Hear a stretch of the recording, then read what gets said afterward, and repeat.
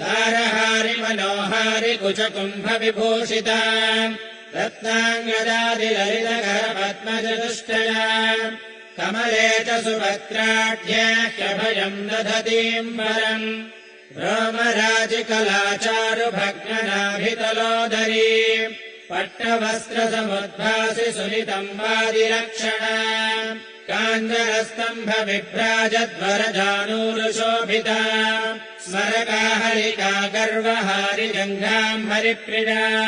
कमढीपृष्ठसदृशपादाब्जाम् चन्द्रसन्निभा